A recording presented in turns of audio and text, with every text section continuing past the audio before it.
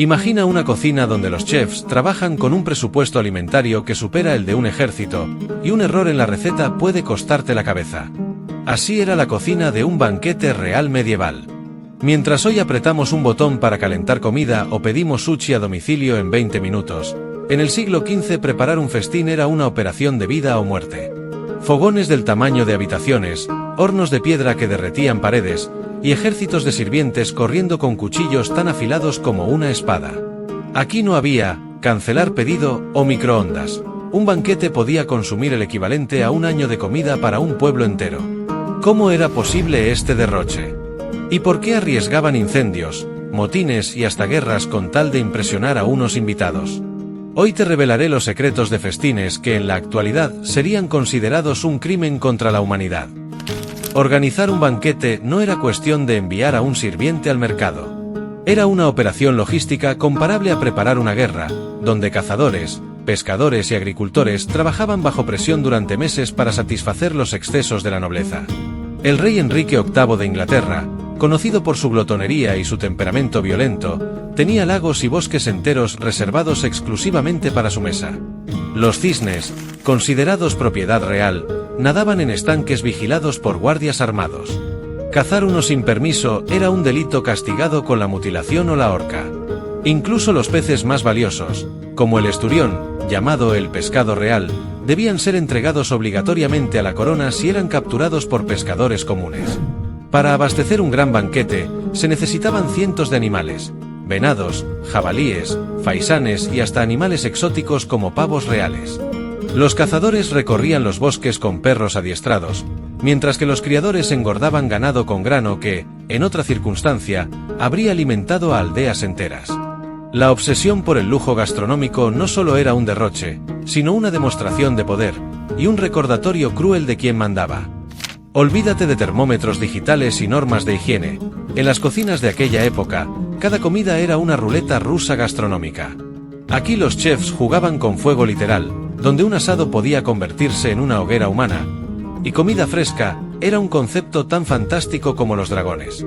Un antro donde una legión de cocineros, ayudantes y pinches, sudorosos y cubiertos de hollín, luchaban contra llamas descontroladas. No había campanas extractoras ni ventilación. El humo se acumulaba hasta que alguien abría una ventana, si es que había una. Los cocineros trabajaban con los ojos llorosos y la garganta quemada. Aquí no existían normas de seguridad, solo el instinto de supervivencia y la voluntad de no terminar dentro de una gigantesca olla llena de caldo. Los ayudantes más jóvenes, con sueldos miserables y sueños rotos, eran los encargados de las tareas más brutales: desplumar aves con las manos sangrantes, revolver calderos que pesaban más que ellos y limpiar tripas de animales con agua y sal gruesa. Si uno se quejaba, lo sustituían al instante. El turno de noche era el peor. Con solo antorchas parpadeantes para iluminar el trabajo, era fácil perder un dedo al cortar verduras o resbalar con la grasa acumulada en el suelo. Al final del día, los cocineros salían de allí con la ropa apestando a humo, el cabello grasiento y los pulmones llenos de hollín. Pero si el banquete había sido un éxito, quizá, solo quizá, el señor les daría un trago de vino barato como recompensa. Era un trabajo para locos, o para quienes no tenían otra opción. Preparar estos alimentos para abastecer a 800 nobles hambrientos, con menús de 30 platos, sin electricidad ni refrigeración, no era tarea fácil. Se necesitaba la ayuda de al menos 200 cocineros trabajando en turnos de 24 horas. Y no eran chefs con gorritos elegantes, eran veteranos de cocinas que parecerían salidas del infierno. Olvida esos electrodomésticos brillantes que conoces. Los hornos eran monstruos de piedra y ladrillo, tan grandes que colapsaban paredes enteras bajo su propio peso. El castillo de Windsor tuvo que evacuar cuando un asado de 40 cerdos desató un incendio que quemó media cocina. ¿Cómo llevaban al palacio 5 toneladas de carne fresca sin refrigeración? Con desesperación y sudor. Los proveedores reales recorrían Europa con carretas llenas de reses, cerdos y corderos, que a menudo llegaban medio podridos. La solución eran baños de vinagre, montañas de sal y especias carísimas para disimular el sabor. Hablando de especias, un solo banquete podía usar más pimienta que toda una aldea. Y si se acababan, empezaban las guerras comerciales.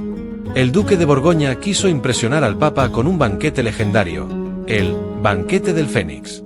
Menos mal que el Fénix renace de sus cenizas, porque la cocina ardió por completo y al segundo día sirvieron 18 platos fríos, disfrazados con pan y hojas de laurel. El Papa lo llamó milagroso, pero los cocineros rezaban para no acabar en la hoguera.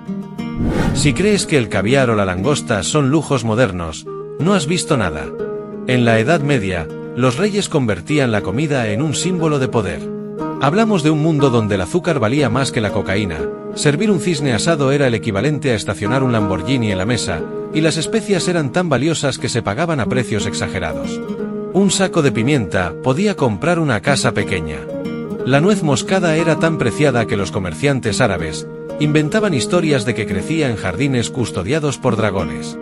Marketing medieval en toda su expresión. En Venecia, robarte un puñado de especias era un crimen castigado con la amputación de la mano.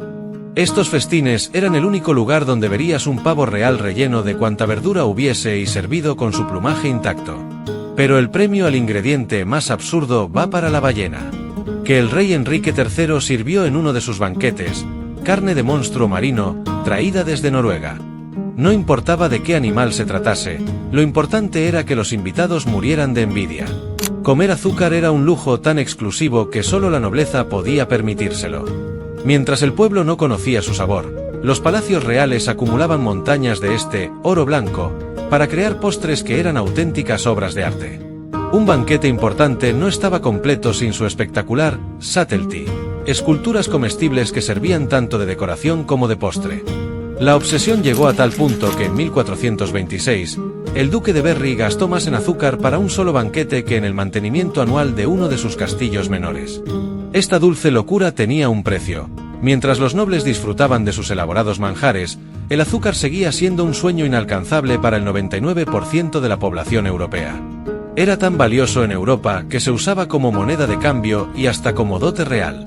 El rey Eduardo II de Inglaterra compró una libra de azúcar por el equivalente a $50 actuales, y cuando la princesa portuguesa Isabel se casó con el rey Alfonso V de Aragón, parte de su dote incluyó azúcar de Madeira, que era considerada una posesión tan preciosa como la plata o las joyas. El vino era algo que no podía faltar en la mesa. Enfrentarte a 12 platos de carnes cuestionables, salsas de origen misterioso y postres que podían contener insectos accidentales, podía ser tomado como una broma de mal gusto. Pero con su alto contenido alcohólico y acidez, el vino funcionaba como desinfectante estomacal, anestésico social y, en casos extremos, como método para enmascarar el sabor de la comida en descomposición. Las cifras asustan. Un banquete estándar consumía más de 1000 litros, con invitados bebiendo 3 o 4 litros por cabeza en jornadas maratónicas de 12 horas. En una época donde el agua potable era sacarse la lotería, el vino era la bebida segura por defecto, gracias a su fermentación que mataba parte de los patógenos. Los médicos lo recetaban para equilibrar los humores, y los nobles lo bebían como si su vida dependiera de ello, porque a menudo era así. Cuando los suministros escaseaban, el fraude florecía.